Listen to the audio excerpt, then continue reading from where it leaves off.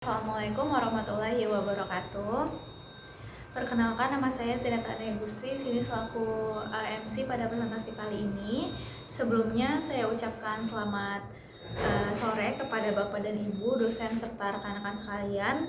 Pada kesempatan yang baik ini, kami dari kelompok 25 RC akan mempresentasikan tugas besar mata kuliah pengendalian proses, yang dimana kami mengambil judul PNID Sistem Pengendalian Proses Pabrik Anilin. Berikut di samping kanan saya itu ada rekan saya. Saya Haji Salman Al-Farizi. Saya Ayatul Fatah Mubina Hidayat. Saya Nufi Anggreni. Di sebelah kanan ini merupakan presentasi kami, PowerPoint yang kelompok yang telah kami buat. Bisa di next slide. Jadi pada slide pertama ini kami menjelaskan bagaimana latar belakang kami mengambil anilin. Kenapa? Karena memang anilin ini salah satu bahan baku yang sangat sering digunakan pada proses industri, bahan industri seperti pada pabrik kimia maupun pengolahan di sektor industri lain ya, seperti tekstil ataupun bahan sintesis obat-obatan.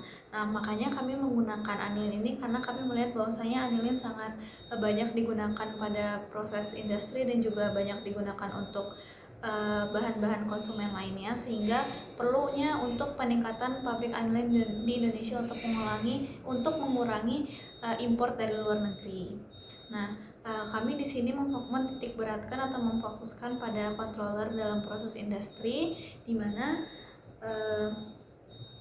kita tahu bahwasanya tujuan dan sistem kontrol ini sangat penting pada proses industri. Yang pertama ini tujuannya adalah untuk menjaga kualitas produk itu sendiri, lalu ada menjamin keselamatan dan kestabilan proses, lalu meningkatkan efisiensi dari bahan baku itu tersendiri, dan juga mengurangi pengaruh gangguan proses dan memenuhi standar mutu dan keselamatan.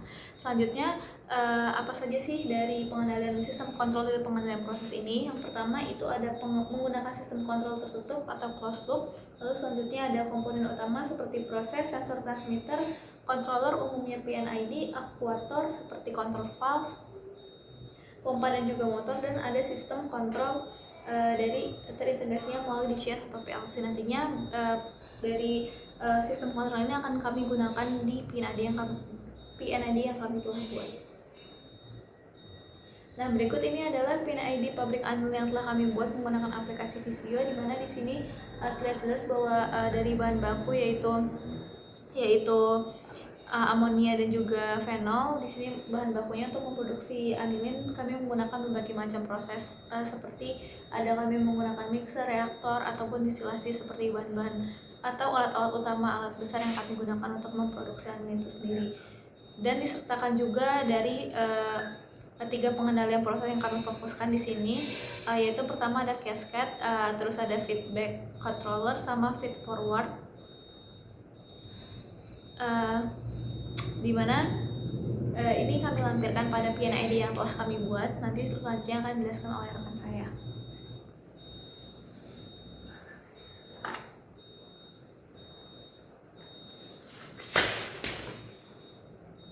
Dimana di sini tuh ada dalam kodenya tuh test strip 102 T102, dimana proses variabelnya yaitu yang laju alir fluida flow rate menuju tangki T strip 102, dimana manipulated variable yang yaitu bukaan control valve PV pada aliran masuk tangki, dimana disturbance dalam sebuah pabrik itu pastinya akan ada sebuah disturbance. Yang pertama yaitu fluktuasi tekanan dari pompa P strip 001. Yang kedua itu ada perubahan level dari dalam tangki T strip 102. Yang ketiga itu perubahan sifat fluida, densitas dan viskositas, dimana dalam hal semua itu bahan baku akan mengalami perubahan sifat fluida. Dan yang terakhir yaitu perubahan kondisi suplai umpan. Dan pada hal ini jenis pengendaliannya itu feedback controller, flow controller.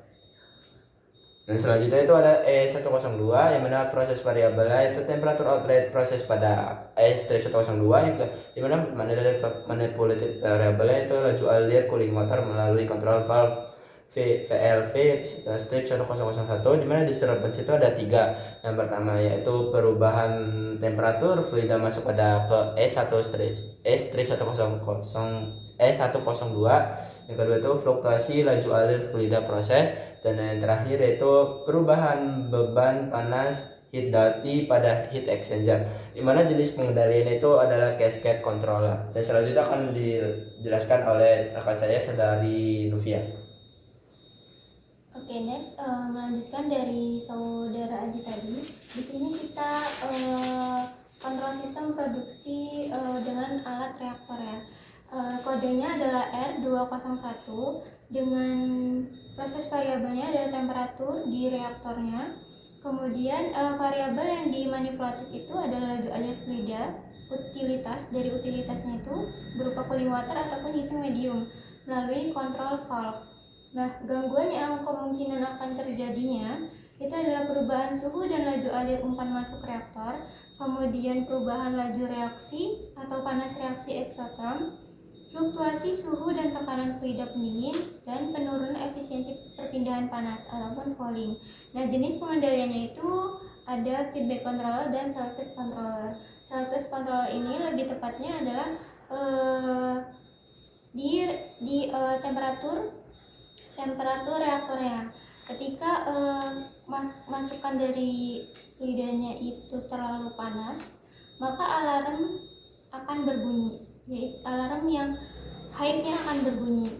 Ketika terlalu rendah, maka alarm low-nya akan berbunyi. Nah, oke, next.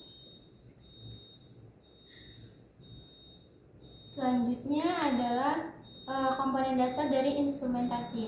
Di sini ada simbol-simbol yang digunakan pada pengendalian ini, yaitu pertama simbol lingkaran digunakan untuk menandakan nomor arus atau aliran dari setiap masukan atau keluaran alat.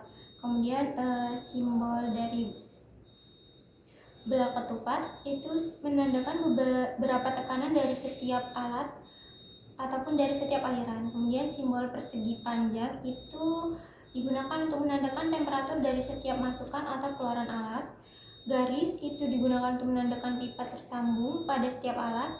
Kemudian garis ada belah 2 itu adalah simbol sinyal pneumatik yang menandakan adanya udara tekan yang mengalir dalam alat. Kemudian garis putus-putus itu menandakan adanya aliran yang digunakan.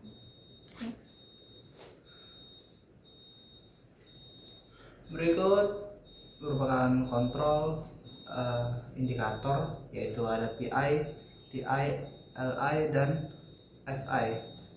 Keempat itu merupakan kontrol yang berfungsi sebagai pengukur atau indikator untuk menunjukkan suatu level, ya, berupa pressure, temperatur, level, dan aliran. Lalu ada PC dan TC untuk kontrol, berfungsi sebagai pressure dan temperatur kontrol. Next. Lalu ada PI, lalu ada LC, FC yang juga merupakan kontrol untuk level dan flow, yaitu aliran.